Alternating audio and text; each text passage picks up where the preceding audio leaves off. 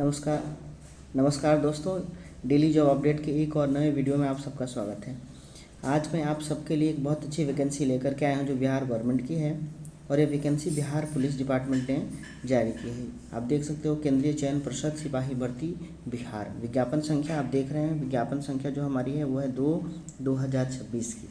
यानी विज्ञापन संख्या जो आप देख रहे हैं, इस विज्ञापन संख्या को स्पेशली निकाला गया है बिहार पुलिस दूरसंचार जो डिपार्टमेंट है टेलीकम्युनिकेशन, इस डिपार्टमेंट से स्पेशल ये वैकेंसी आई है और वो सिपाही पोस्ट के लिए है, यानी कांस्टेबल के लिए है।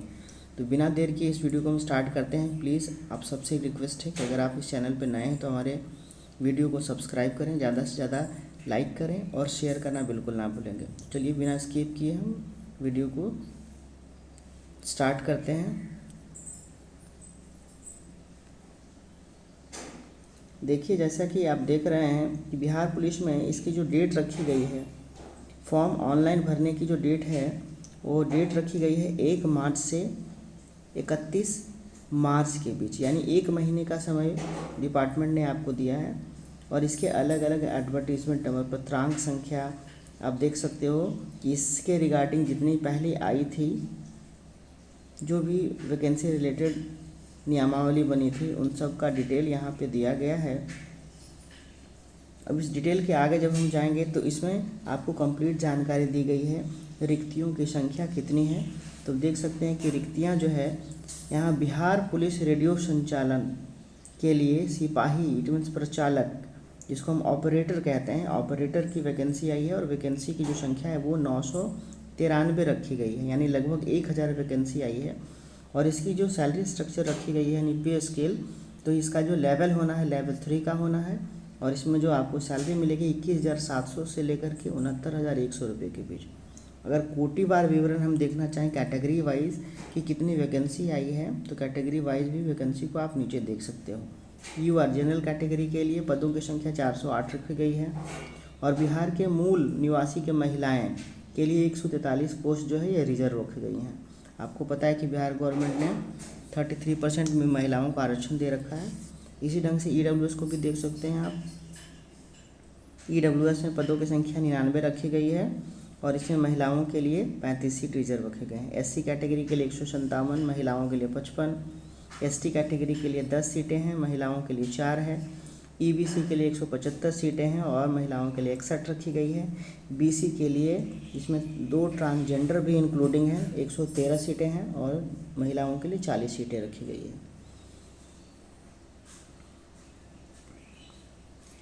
आगे देख सकते हैं, नोट में लिखा हुआ है लिखित परीक्षा की पूर्व अधियाची प्राधिकार से प्राप्त नई याचना को भी शामिल किया जा सकता है। यानी बीच में अगर कोई अमेंडमेंट होता है, कोई वैकेंसी घटती है बढ़ती है, तो उसमें संशोधन भी किया जाएगा और इसका नोटिस जो है वो आपके गवर्नमेंट के वेबसाइट पे आपको देखने को मिलेगा। ऑनलाइन आवेदन करने के लिए गवर्नमेंट ने एक लिंक भी जारी किया है। लिंक को जैसा आप देख सकते हैं, ये लिंक है http://csbc.bihar.gov.in। तो आप गूगल पे नॉर्मली टाइप करोगे csbc.bihar.gov.in और वहाँ से आप फॉर्म को ईजिली फिल कर पाएंगे। सिपाही भर्ती के पद पर आवेदन हेतु पात्रता यानी एलिजिबिलिटी क्या रखी गई है, फिजिकल मेजरमेंट क्या रखा गया है, उन सब के बारे में डिटेल जानते हैं। तो गैर आरक्षित पिछड़ा वर्ग के पुरुष अभ्यर्थियों के लिए, यानी जो अनरिजर्व कैटेगरी से आते हैं, जिसको हम कह सकते हैं जनरल कैटेगरी। तो जनरल कैटेगरी से जो न्यूनतम हाइट रखी गई है 165 सेंटीमीटर की। न्यूनतम बिना फुलाए सिनेमा, यानी जो आपके चेस्ट का लेंथ विड्थ होगा, इट मीन द मेजरमेंट जो होगा वो 81 सेंटीमीटर का होगा और फुला करके 85 सेंटीमीटर, यानी 5 सेंटीमीटर आपको फुला करके करना है अपने सीने को, इट मीन्स अपने चेस्ट को। उसी ढंग से अत्यंत पिछड़ा वर्ग के पुरुष अभ्यर्थी के लिए 160 सेंटीमीटर हाइट रखी गई है, 81 सेंटीमीटर बिना फुलाए सीना और फिर फुलाने के बाद 85 सेंटीमीटर का रखा गया। इस ढंग से आप देख सकते हो महिला अभ्यर्थियों के लिए 155 सेंटीमीटर हाइट रखी गई है और सीने के लिए कोई भी किसी ढंग का कंडीशन क्राइटेरिया नहीं रखा गया है। ट्रांसजेंडर अभ्यर्थियों के लिए सारी मापदंड महिला अभ्यर्थियों के समान होंगे। ट्रांसजेंडर जो हैं, जो भी होंगे थर्ड जेंडर, उनका जो फिजिकल मेजरमेंट लिया जाएगा वो महिलाओं के अकॉर्डिंग ही लिया जाएगा।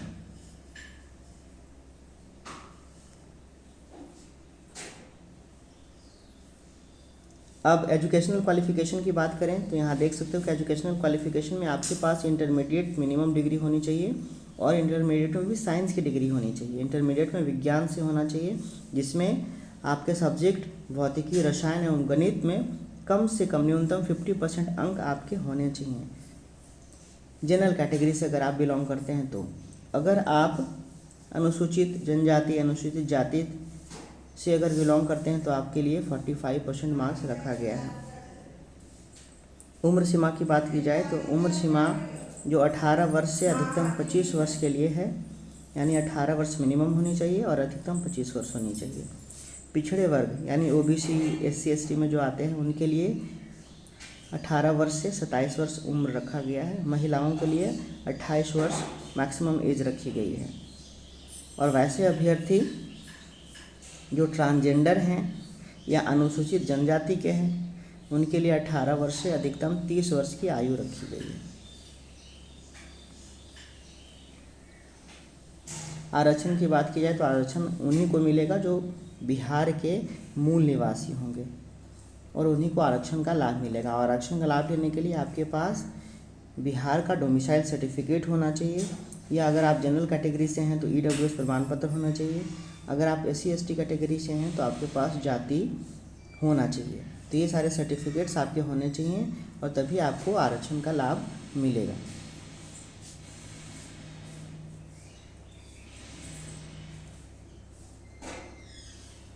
चयन के लिए यानी इसका सिलेक्शन कैसे होना है इसके बारे में हम जानते हैं। चयन के लिए सबसे पहला चरण इसमें दिया हुआ है जो लिखित परीक्षा होनी है, यानी अभ्यर्थियों को लिखित परीक्षा में शामिल होना होगा। लिखित परीक्षा एक से अधिक पालियों में हो सकती है और लिखित परीक्षा के आधार पर जो रिजल्ट आना है उसके बाद उनका फिजिकल मेजरमेंट लिया जाएगा। लिखित परीक्षा की बात करें तो वो 100 अंकों की होगी। जैसे कि आप देख सकते हो कि लिखित परीक्षा जो होनी है वो 100 अंकों की होनी है। प्रत्येक सही के लिए 1 अंक दिया जाएगा, यानी एक क्वेश्चन 1 नंबर का होगा और ये OMR बेस्ड होगी, यानी ये ऑफलाइन एग्ज़ाम होना है। इसमें जो भी क्वेश्चंस होंगे वो सारे +2 लेवल के होंगे, यानी इंटरमीडिएट लेवल के क्वेश्चन पूछे जाएंगे, जिसमें अलग अलग तरह के सेक्टर से क्वेश्चंस होंगे, जैसे सामान्य ज्ञान से, सामाजिक मुद्दों से संबंधित, फिजिक्स से संबंधित, रसायन एवं गणित के विषयों से संबंधित प्रश्न पूछे जाएंगे। और लिखित परीक्षा में पास होने के लिए यानी जो क्वालिफाइंग मार्क्स रखा गया है वो मिनिमम 30% रखा गया है, बट ये कट ऑफ नहीं है, बल्कि आप मिनिमम 30% लाते हो तो मे बी आप सिलेक्शन आपका हो जाना है रिटन एग्ज़ाम में, और उसके बाद फिर आप फिजिकल के लिए क्वालिफाई करोगे, यानी फिर आपका फिजिकल टेस्ट होना है।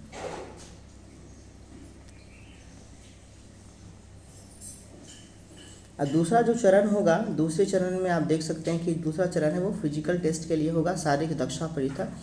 और समझ लीजिए ये आपका फाइनल स्टेज होना है। इसके बाद आपकी मेरिट लिस्ट बनेगी, तब जाकर आपका फाइनल सिलेक्शन होना है। इसमें बहुत सारे टर्म्स एंड कंडीशन दिए गए हैं। इस टर्म्स एंड कंडीशन को आप अच्छे से पढ़ेंगे, उसके बाद ही फॉर्म को अप्लाई करेंगे। अगर इस क्राइटेरिया को आप फॉलो कर पाते हैं, फुलफिल कर पाते हैं, तब इस फॉर्म को भरने के लिए एलिजिबल हैं।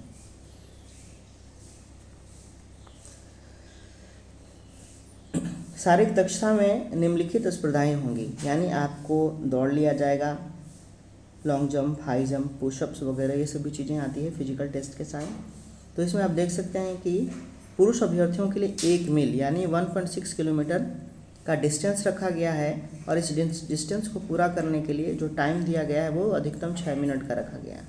वैसे ही महिला कैटेगरी के लिए भी, लेकिन उनके लिए ये जो डिस्टेंस है हमारे लिए पुरुषों के लिए 1600 मीटर का है और महिलाओं के लिए बस 1000 मीटर का, यानी 1 किलोमीटर का डिस्टेंस इनको तक कवर करना है और 6 मिनट का इनको टाइम दिया जाएगा। तो ये दौड़ के लिए हो गया।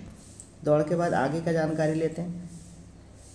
ऊंची कूद की जब बात करें तो ऊंची कूद में 3 फीट 6 इंच रखा गया है पुरुष अभ्यर्थियों के लिए। गोला फेंक जो 15 पाउंड का होगा, 15 पाउंड के गोले को फेंकने के लिए रखा गया है, उसका डिस्टेंस की 15 फीट आपको फेंकना है। ऊंची कूद की बात करें यानी हाई जंप की तो 2 फीट 6 इंच यानी आप 2.5 फीट ऊंचा जंप लगाएंगे। महिलाओं के लिए 2 फीट 6 इंच रखा गया है और पुरुषों के लिए वही चीज़ 3 फीट 6 इंच, यानी पुरुष जो है उनका जो हाई जंप होना है वो होना है 3 फीट 6 इंच का। गोला फेंकना है 15 फीट। महिलाओं के लिए हाई जंप जो होना है वो 2 फीट 6 इंच का होगा, गोला फेंक 8 फीट का होगा। तो ये 2 तरह का हमने फिजिकल टेस्ट देखा कि 2 तरह की यहाँ कैटेगरी, 2 तरह के कंपटीशन लिए जाएंगे आप लोगों से। एक दौड़ का होगा और दूसरा में आपको हाई जंप और गोला फेंक प्रतियोगिता रखी जाएगी। थर्ड स्टेज में हम बात करेंगे तो थर्ड स्टेज में आपके मूल डॉक्यूमेंट यानी ओरिजिनल जो सर्टिफिकेट होंगे उनकी जांच की जाएगी। तो आपको फिजिकल टेस्ट के दिन ही अपने सारे डॉक्यूमेंट्स को अरेंज करके और उनकी सबकी एक एक कॉपी साथ में लेकर के और तभी जाना है शारीरिक टेस्ट के लिए। वहाँ शारीरिक टेस्ट देने के बाद अगर आप क्वालिफाई करते हो तो आपके सारे डॉक्यूमेंट्स की जांच उसी दिन की जाएगी। क्या क्या चीज़ें रखनी है? वैध फोटोयुक्त पहचान पत्र जैसे आधार कार्ड, ड्राइविंग लाइसेंस, मतदाता पहचान पत्र, जन्म तिथि का प्रमाण पत्र होना चाहिए जैसे सर्टिफिकेट्स वगैरह या मार्कशीट वगैरह। इंटरमीडिएट के आपके पास डॉक्यूमेंट्स होने चाहिए, सर्टिफिकेट्स होने चाहिए। और अगर आप किसी कैटेगरी से बिलोंग करते हो तो आपके पास कैटेगरी सर्टिफिकेट होनी चाहिए जैसे जाति, या अगर आप यहाँ के रेसिडेंस हो तो रेसिडेंस का सर्टिफिकेट। तो ये सभी डॉक्यूमेंट मस्ट नेसेसरी हैं और इन सभी डॉक्यूमेंट को साथ में लेकर के ही जाना है। अब मेरिट लिस्ट की बात करें तो मेधा सूची का जो चयन होना है या मेधा सूची का जो गठन होना है लिखित परीक्षा में प्राप्त अंकों के आधार पर रिक्ति के अनुरूप आरक्षण कोटि का लाभ दिया जाएगा। और जहाँ तक बात की गई कट ऑफ की, तो कट ऑफ ये डिसाइड करते हैं नंबर ऑफ स्टूडेंट और एग्जामिनेशन का लेवल, और ये डिपार्टमेंट पे डिपेंड करता है कि वो कितना कट ऑफ बनाती है एग्ज़ाम लेवल को लेकर के, और उसी के अकॉर्डिंग फिर आगे का फाइनल का सिलेक्शन होना है। इसी ढंग से बहुत सारे इन्फॉर्मेशन को इस PDF में शेयर किया गया है। आप सबों से रिक्वेस्ट है कि आप इस PDF को अच्छे से पढ़ें। फ़ी की बात की गई है तो फ़ी जो नॉमिनल रखा गया है, बिहार गवर्नमेंट ने पहले क्या दिया था कि बिहार गवर्नमेंट का कोई भी फॉर्म हो वो 100 रुपये से ज़्यादा का नहीं होगा। तो इसमें फॉर्म का जो चार्ज रखा गया है वो भी 100 रुपये ही रखा गया है।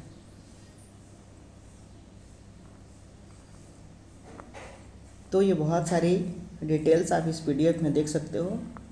आप सबों से रिक्वेस्ट है कि अगर आप इस चैनल पर नए हैं तो प्लीज़ सब्सक्राइब करें, शेयर करें और ज़्यादा से ज़्यादा लाइक भी करें। Thank you, have a nice day. Thank you very much.